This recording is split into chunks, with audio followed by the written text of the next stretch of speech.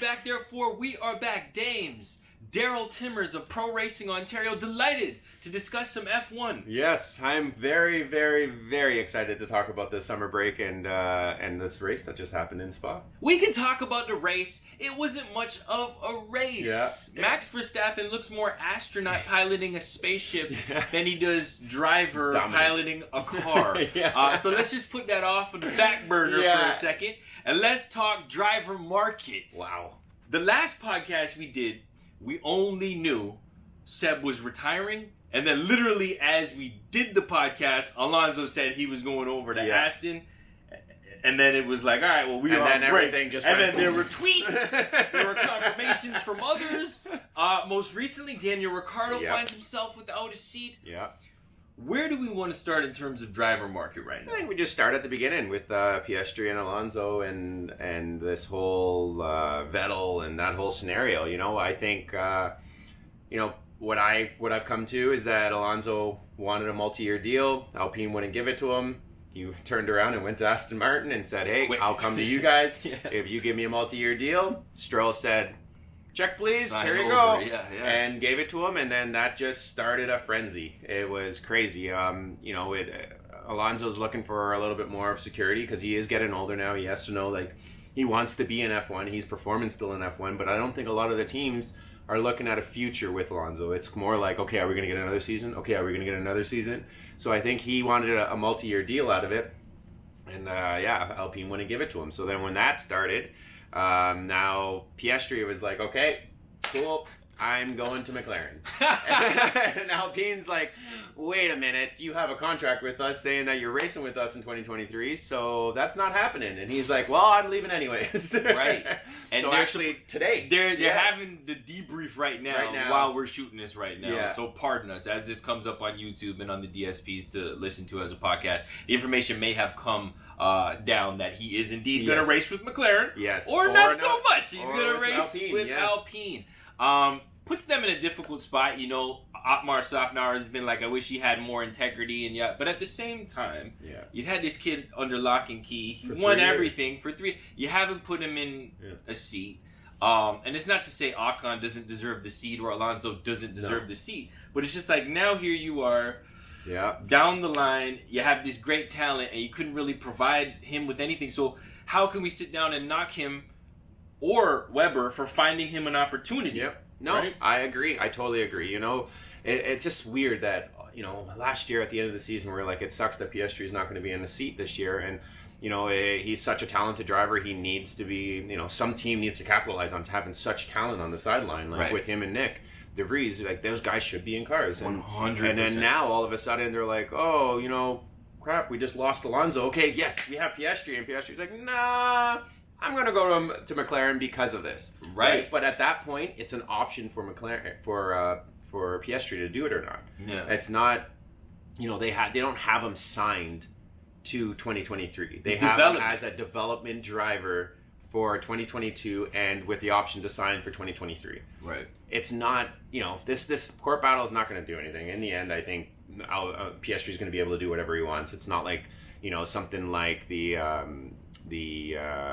Pato Award stuff with McLaren, or sorry, not Pato Award, but Palau with Ganassi, where he has a contract with them. He's in until for next season, and Ganassi's like, well, you're our driver, and this contract says it. You look at the Piastri stuff; it doesn't say that he's a driver for 2023. He's a development driver. He's a development driver. So with an option. At that point, he has the option to choose to go to a team or be a development driver again. And before this whole Alonso stuff blew apart, and there was a spot at Alpine. There wasn't a spot at Alpine. They were just like, Piastri, you're going to be our backup driver again. And he's like, okay, well, I'm going to McLaren then. And that's the thing, because from his side of things, and we understand Fernando Alonso is a big deal in the sport, but Piastri's sitting down and he's going, look, I've been sitting here. You guys have been promising me something. But what you never told me was it was only if Alonso wasn't coming back. So how does that make him feel? Where is his value as a young man having won everything leading up to Formula One? Right? A lot of teams want that kid. Like, he is a talented driver. There is no way of looking at it except he is raw talent. Well, look at the guys in the sport who are doing things now. Yeah. The likes of Russell, Leclerc. All of them pretty much have the same thing. They come through the rank, they win quickly, they dominate, win the championship, and then their seat is there. And now he's been sitting on the sidelines for how long? De Vries kind of the same thing, right? Yeah. And on the tail end of all of this, Daniel Ricciardo finds himself seatless for 2023. And that's a weird option too, because he has the option to come back to McLaren or not to come back to McLaren. And he was deciding to stay with McLaren, like in his eyes, but obviously Zach Brown had a different plan for him. And they've come to the conclusion now, when they've had a mutual agreement to leave, with what I've heard, it's a very heavy check of 24 million, 2025, somewhere around that somewhere area. Between there, that they're going to be paying him off to get him out of his contract. They also offered him the IndyCar ride, which I personally think Ricciardo will do a really good job in IndyCar. He has the attitude. He has that, the fan base. Like he's. I like the move for him. He's a complete package, the move for him. 100%. But they were going to give him one of the Aero Schmidt rides, and he said no to it. So I think he's still kind of in the mix of I'm not done with F1 yet. I have some unfinished business here. But is F1 done with you? F1 fans, no. Everyone, ever since they get him in the commentary box. Yeah. You know what I mean? That's true. I think F1 is done with Daniel Ricciardo for now. I don't really want to say it, but let's be honest. Since he left Red Bull, he went to a project in Renault, Alpine, which he should have stayed. He did all right. They improved the car. He had, I think he finished P4 the first year. He got a podium the second year. Right? And then he win for them. No, that was McLaren. He got a podium. Sorry. So he jumped over. When he jumped over to McLaren, he got a win. I think it was Imola, the Italian Grand Prix, right? But it hasn't amounted to really any consistency over there. And I think on the back end of things, what's really happening is Lando is just kind of serving him. His lunch, And Lando's almost in a good position because he only knows the McLaren. So he doesn't know what a bad car is and what a good car is. He just knows this is the car I've always had to drive in F1, and I've learned how to drive this car. Similar to George, how George is performing. Every race, top 5, and it's like, well, I've been in a Williams. Anything from this is an upgrade. Exactly. So it's just how easy it is to drive. And now with the McLaren, it's like, Lando's even struggling. He says, I'm struggling in this car. You saw it this weekend. He was struggling in this car. It's not like he isn't struggling. It's just he's outperforming his teammate. And when you outperform your teammate and your teammate is actually the more experienced one, it's not a good look for you in the end. We've said all year, Ricciardo's struggling with a little bit of mental stuff right now because there's a lot of backlash of him not beating his teammate, especially from last year to this year. And everyone thought, okay, it's a new year. It's a second year in the car. He might get rolling more. Not only that, it's a neutral car to start. Nobody knows what the regulations will bring, right? Exactly. So I think in the end, it's something that was a little bid of a tough situation for Ricciardo to get into. We all thought he was going to be able to persevere through it, but it ended up being, he struggled and struggled and struggled, and he still struggles. So, maybe this could be something like a Magnussen thing where, he needed a reset. He needed to come back to F1 and be like, I need to relax, and then all of a sudden start performing. So I think maybe, there is talk of him getting into that Haas car. There's talk of him getting into the other Alpine seat. There's another place at AlphaTauri. There's the talk. The talk is everywhere right now because Mick Schumacher's in the talk. Pierre Gasly's in the talk. Ricciardo's in the talk. Exactly. We got Piastri in the talk. Mentioned a couple guys. De Vries. De Vries is supposed to be coming in for Williams. There's lots of talk that there's a lot of random seats that still haven't been filled. The number one driver on the teams, like a Gasly of AlphaTauri and the Ocon of Alpine and stuff like that are coming back for next season, are already confirmed. But those second drivers it's going to be a messy situation. And I think today will be the start of okay, all the dominoes are going to start falling into place just because, once Alpine figures out what the heck's going on with Piastri, then okay, now if Piastri has to stay with Alpine, that spot is taken. Okay, nope. McLaren's getting is getting Piastri, so Piastri's going to McLaren. So now there's a spot at Alpine available. So it's kind of, I think this whole entire trial is what's holding up everyone signing their people. And I think after the next week or so, we're going to find out a little bit more and more about who's going where and what, because I think it's just one piece needs to fall into place, and then the rest of the puzzle comes through. And I think right now, Ricciardo is definitely in a position where he would help a backmarker team, develop a little bit more, because he has lots of talent. He has a lot of development, behind him. So he would be good for a team like a Haas or, even Williams, or going to AlphaTauri and backing up on Gasly, and that's a good car to be in if he can get inside that spot. Provided Gasly's still there. Yeah. Gasly's signed for this season, next season. But the contract don't mean nothing. No, it doesn't. The contract don't mean nothing. This is what we're talking. It's been explaining to people when you see the stuff go out there and the comments start filling up, and it's like a contract is worth only the paper that it's on. Because look at you can get out of it, and it's not. And that goes like even when you think of like Stormy Daniels and Donald Trump, like there was a non-disclosure agreement signed there. Yep. Who cares? Nah, but we're looking forward to the rest of this thing to play out. Yeah. Like you said, I think a lot of it does have to do with what's going to happen on that verdict today. Once again, as we're shooting this, nothing has come down. But it will be more interesting to discuss the off-track stuff as opposed to the on-track stuff. Yeah. Because let's be honest, Red Bull wins the championship as a constructor, and Max Verstappen, he could literally just set the cruise control to win the champion. It's not the way they want and back it up. Yeah. Nothing against Max, nothing against the team, because in order to be this dominant, everything has to be working. Yeah. And some people will say, oh, it's just the car. Yeah, he's got the fastest car on the grid. But that's an integral part to winning a championship. You still got to put the thing together. You look at Perez said, that was what I was about to say. Straight up said, Max is on another level right now. He is a monster. And Perez, in the same car as him, is struggling to keep up with him. 18 seconds behind. And you can't...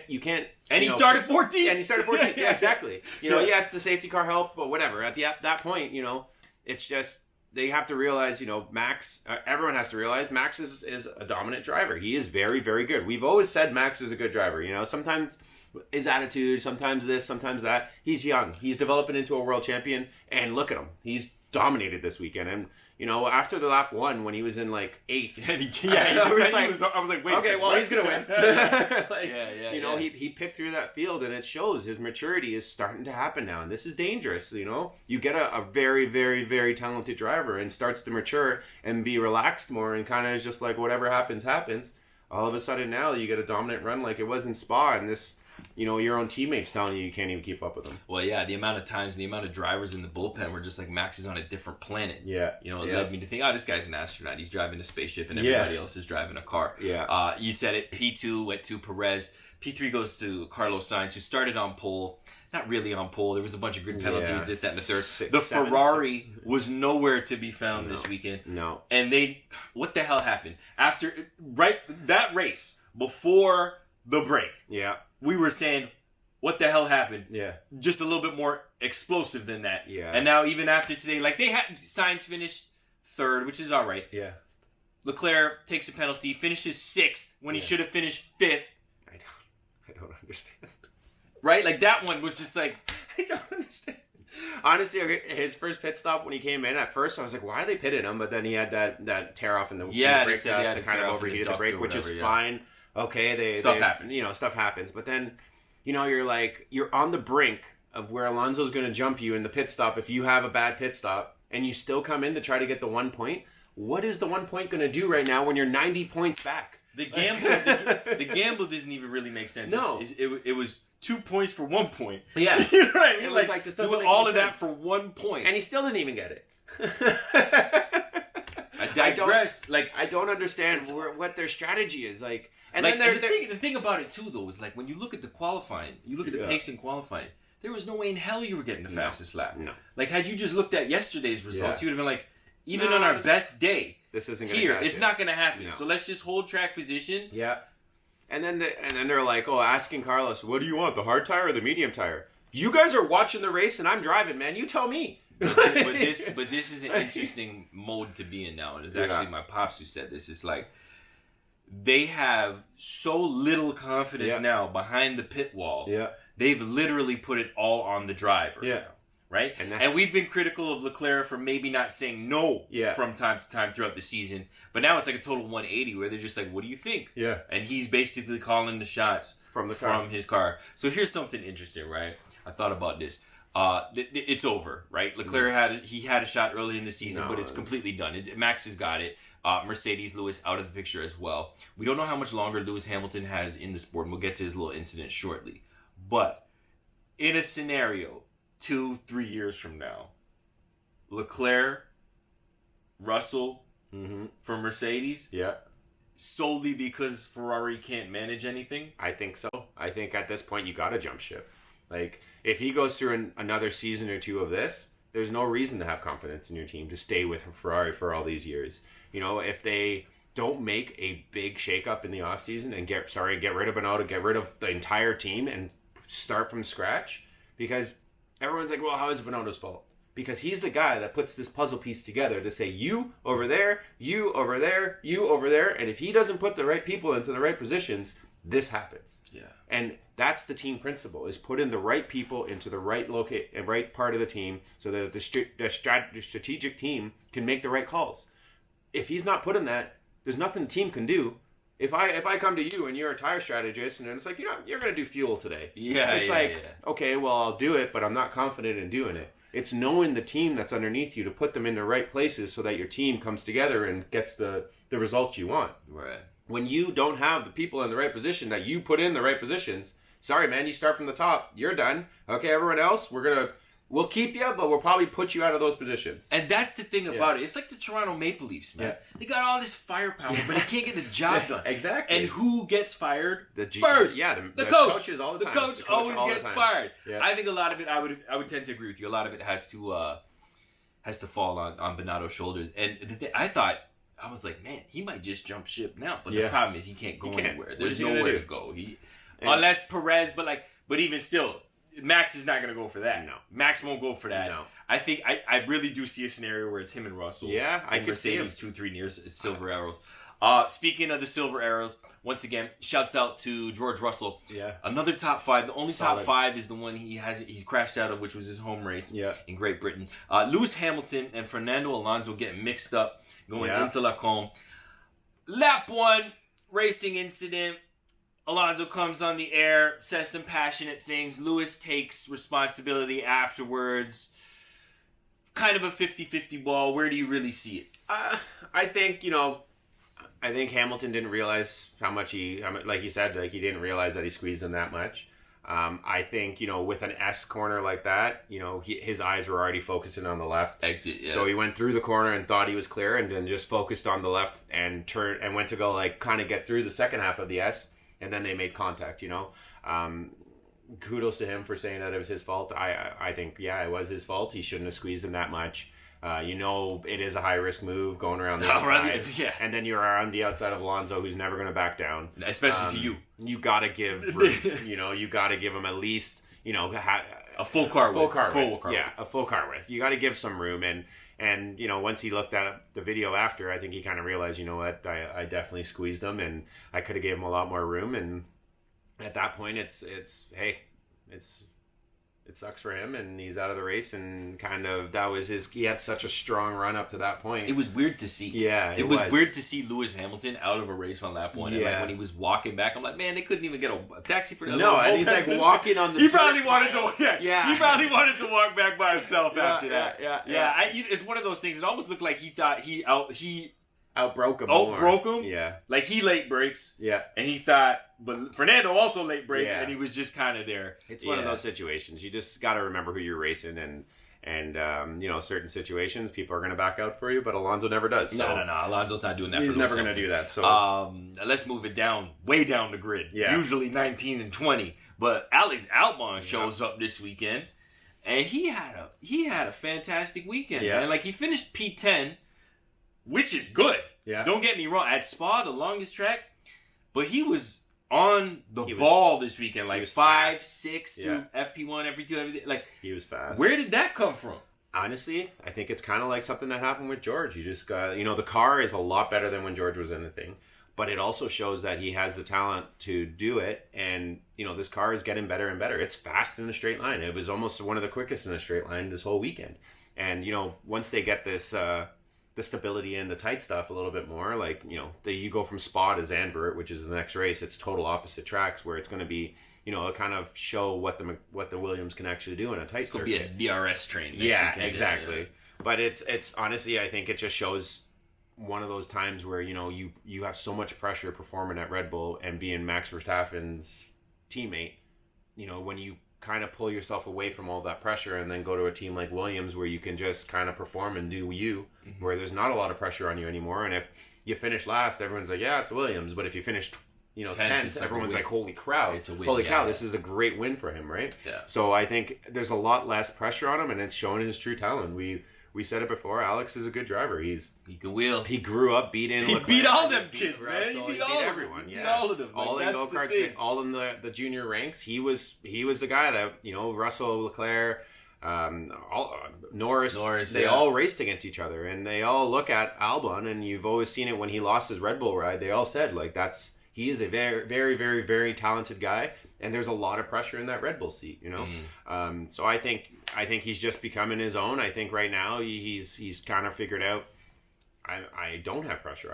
If I perform, I perform. It's the car is the car, and I just drive it the way it's supposed to. And he's starting to come out, on the pointy end of the stick, and it's showing. With Latifi being a little bit farther behind than him all the time, it's kind of showing the talent that he actually has. Yeah, and doing spins. Yeah. The thing about it for Albon, after this performance, he inked that deal with Williams. Yeah. And with the driver mark, you never know what would have happened, right? Yeah. So it's like, But at this point, Williams looks strong. They look all right. They look like they're going in all towards the right seriousness, direction. they look all right. Yeah. Okay?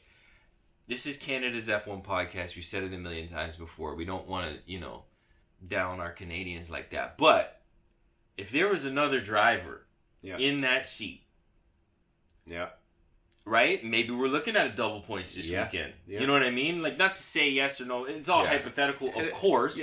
But another, a 1-2, young 1-2, Albon with the experience, somebody like Piastri, let's say, comes in there, doesn't get the Alpine or McLaren or wherever, ends up over there, which was their plan initially. Yeah. And now you got two young dogs, two young lions in there who are hungry. You never know. That car looks all right. Like, it looks all right. Yeah. It looks better than Aston. Yeah. Better than Haas. It doesn't have the tire dag like some of the cars, but like it has a very aggressive tire dag because of the aero. It's too unstable in the tight stuff. So that's, you can see where he starts to struggle in the second half of stints. Right. But power hungry circuits. Yeah, exactly. Yeah. Exactly. So I think, when they go to Zandvoort, they might struggle a little bit more and be in near the back of the DRS train. But then I think the next one's Monza. So it's like, watch out at Monza. They're going to be fast there, right? True. So, it's going to be good, I think. Let's do overwhelmed, underwhelmed, surprise. Overwhelmed, underwhelmed, surprise. So surprise has got to be Albon. Like, I did not expect him to stay there. He made a joke that he wished it was Monaco after the race because if he started P5, he would have stayed P5. He would have been all right. Yeah, so, I'm very happy for him. It surprised the heck out of all of us that he stayed there. And the Williams performed at that pace, You never know if Latifi didn't have a spin, maybe he would have came through the pack too a bit. But, hindsight being 2020, that didn't happen. Right. And the results being the results. The results. It did not happen. We're overwhelmed. I'm, who was I going to say again? I had it in my head.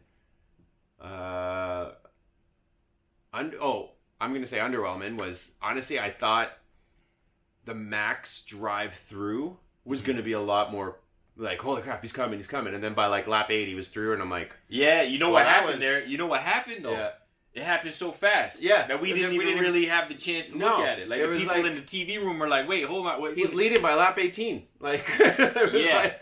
Okay, well... It just happened so fast. Yeah, it was like, well, I thought this was going to be a battle for him to get to the front, and it was like, well, he's at the front now. No, okay, yeah, cool. It was not. And then overwhelming, it's hard, but I'm gonna. What was I gonna say again? Now I can't believe I forgot what I was. It's all right, man. Was it in the top 10 of the? It was the top 10. Was it Ocon, Alonso? It was. I'm gonna say the Ocon stuff because he had a solid weekend. He had a solid weekend, and it was under the radar. He kind of just.